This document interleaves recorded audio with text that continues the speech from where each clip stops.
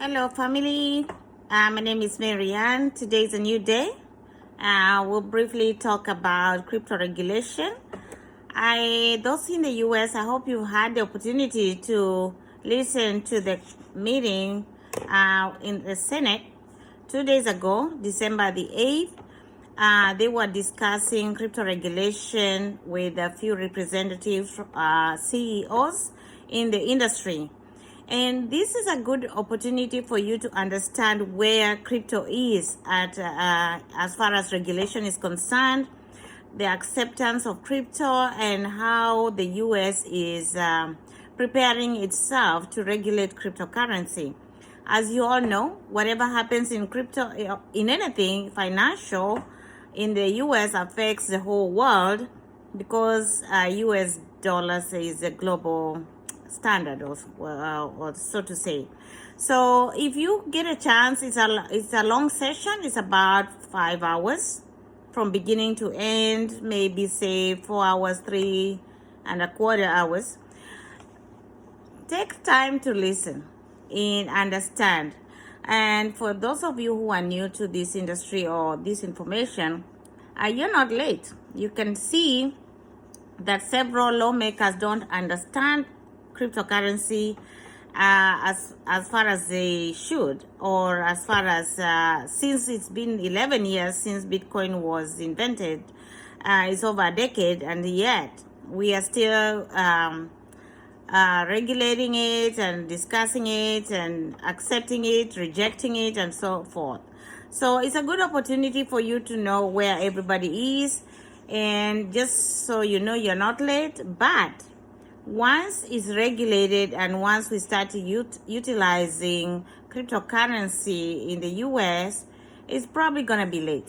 And that is not made far from now. I mean, if they're already discussing it, it means that anytime now, we might go full force in accepting crypto as a form of exchange, and probably it might be too late. However, the developers and the users of cryptocurrency will continue with or without the US. Okay, already most countries, most users are all over the world are already utilizing it. And just so you know, most people use VPN anyways, so people will utilize the technology with or without the US. So don't be left behind while everybody is moving. So you'll find that some of the lawmakers some of them came to learn. They were asking very good questions. And some of them know about crypto, but they needed clarification, which was a good thing. So you will find most people will be the lawmakers who are asking good questions. Others who are contributing and encouraging other lawmakers to wrap their heads around crypto and understand it, so we don't slow down this technology, And some of them were ignorant based on the questions they were asking. They really have no clue. And others were actually mocking. So there were certain lawmakers that were mocking and actually insulting crypto. So there was a bunch of everything, good and bad. But we had very good representation from the Circle, FTX, Paxos, Stellar Network, and Coinbase Exchange. So they did a very good job representing the crypto industry, and I believe that we were well represented. So it's still early. Those of you who are getting around crypto, those of you who are already in the industry, I'm pretty sure you already have gone through that hearing and you know what went down. So pay attention to what is going on.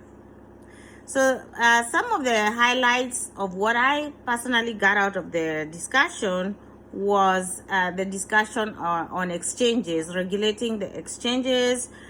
There was a huge discussion of stable coins, the USDC, the Tether. And what I took from that discussion is that a lot of the lawmakers are fearful that they might lose the USD position, being the leader in the global economics. So most of them are afraid that the dollar might lose its position, and maybe Bitcoin will take over or other cryptos might take over. So just know that there is that fear, There was a discussion about money remittances across the borders. And if you have listened to my previous videos, I talked to you about my personal need for the blockchain, because I send money home, Kenya, from the US, and it has always been a challenge when using the means that we have right now. It's costly, it takes time, and it's not so good. So the Stellar network is working with MoneyGram to allow crypto remittances from the US, for example, across the borders. And once it gets there, you can be able to collect your money in the fiat currency of your local area. For example, if you're in Kenya, I can send Bitcoin from here and you collect Kenya shilling over there. So they're working it out in such a way that is going to be possible. Stellar Network is one of the technologies that is working on that. So if you're not familiar with what Stellar is, the ticker symbol is XLM. And those who are already in the industry, I'm pretty sure you know that. So Brian Brooks was the man of the house. Actually, he really did a good job answering questions and telling the lawmakers the truth. And the thing about it is that he is telling them if they don't regulate crypto, the world will move on and the US will be left behind.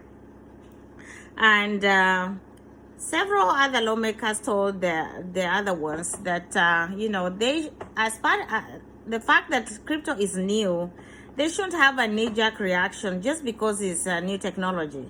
And he gave an example of Europe when the car was introduced. They had to have 3 people in the car, one to drive, one to flag down, to have a flag, and one to fuel the car. So every time there is new technology, there is fear. And we're in the middle of a revolution right now. So this revolution is moving fast, and we are seeing it happen. And you are part of it, because I'm sure you're listening to this video because you're interested in learning what is happening. But the idea of lawmakers, most of them are older, okay? And most of them just wrapped their heads around the internet. So this crypto industry is taking them by storm and is moving really fast. And most of them don't really quite understand it. So maybe later in life, they will be looking at these videos of their rejection or their hesitancy to crypto, and, they will be looking silly, for lack of a better word, because this really technology is really much needed. So I can say, and what I saw is that developers are ahead of lawmakers. The technology is way ahead of the lawmakers, and there's slowness in making decisions about regulating crypto might force most firms to move out of this country and develop outside the country. And this happened to China. China banned Bitcoin mining, and it forced the miners to move out. This idea of crypto is an idea whose time has come, and nothing can stop it. If the government doesn't want it, the developers are going to leave and go and develop it in a country that is going to accommodate them. And that is what happened to China. The miners left, and they are doing what they are doing outside the country. So, like I said, like Ethereum developer, it started when he was 19. Can you imagine? So the number 2 coin, or the number 2 technology in crypto, Ethereum, was developed by Vitalik Buterin, and he is a Canadian with some Russian blood. And he's the one that started the Ethereum while he was 19 years old. Ethereum has evolutionized cryptocurrency because a lot of things in the blockchain have been built on Ethereum. So a 19-year-old is making a big difference in the world. FTX Exchange, the CEO is 29, I believe. He's a billionaire already. So you can see that the industry is being moved by Youngturks. So these young guys and women and men are moving this industry. So you can see that the technology is being driven by an age group that is younger, and the lawmakers, you know what age they are. So the big fear of losing the USD as a leader in the global currency seems to be for me, that's what I felt. It feels like that is causing some hesitancy in moving faster than we should.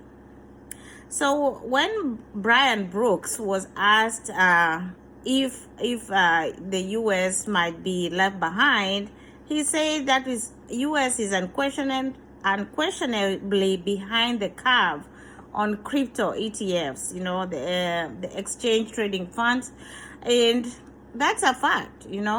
Most developers are not going to wait around because this technology is very much needed in the world, and especially the unbanked. So especially in America, I didn't realize that so many people are unbanked. I thought that was a big deal for us in Africa, but I realized they were giving numbers, and I was shocked that so many people in the US are unbanked. And if I can go back to my experience in Kenya or in Africa, for example, a lot of people don't have bank accounts. And we know that sometimes there's a limitation to owning a bank account or having a bank account because, for example, you have to have income, you have to show documentation, you have to prove this and that and that. And that has left a lot of people unbanked. And so the good thing about the M-Pesa in Kenya, it has allowed a lot of people to participate in the economy because they use the M-Pesa function. So cryptocurrency is here to help everybody participate with or without a banking account. And third world countries are going to really benefit from this feature. There's Charles Hoskinson of Cardano, which is another coin another technology that is his main idea is to help the unbanked. And he has already participated with Ethiopia, I think Tanzania.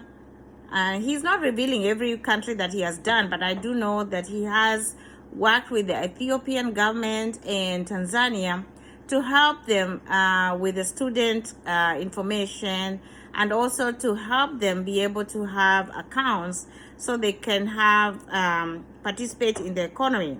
So that is very much needed technology that we are looking forward to. So if you are still new, you're not late. And if you are already in crypto, you already understand what is going on. And I do hope that you can take time to go through the whole hearing. I posted it on my timeline on Facebook. I can't post it on Instagram, obviously. I can't post YouTube links to Instagram. But if you are, you can be able to go to my timeline. I send a link of the whole hearing from the senators and the lawmakers, and you can be able to get a feel of what is happening. The most important thing is for you to be informed. Stay aware of what is going on and stay current with information. Things change very quickly in this industry, and you want to stay connected. You want to stay informed. So I really encourage you to get to know what is going on and where is the industry at. Get a temperature of the industry and where you are, and participate. I told you the last time that you can start on Coinbase if you don't have an account. You can get an account on Coinbase, and it has videos of how to do what you need to do to open an account. It does teach on various technologies and coins and what they are, and you get paid for learning. And also there are so many other YouTube videos. One of the guys I follow is Elio Trades, Ellio, Elio Trades. He's quite informed. He's not dramatic. And he is also a developer. He does develop. He has created a gaming technology, and you can follow Elio Trades. And I also told you about Andrea Antonopoulos, and I sent a link on my timeline. He's one of the guys that I would encourage any person who doesn't know about crypto to follow, because he's not a YouTuber. He is a trainer. He's a teacher. His main goal is to make sure that people understand what crypto is. He started with Bitcoin, so he'll mainly be talking about Bitcoin in his first videos. But as the technology has developed, he has increased his knowledge and is teaching about other things too. So I'll let you go so you can participate in study. Make sure you're spending time to study. If you ask me how much time should you study, I would say until you get it, spend as much time until you get it. You can give up some of the time you're wasting on movies and TV and sleeping to study. Just study until you understand. Ask questions, go on YouTube, search for what you need, go online on Google, ask the questions, and you'll get answers. So study, study, study. All right, have a good night.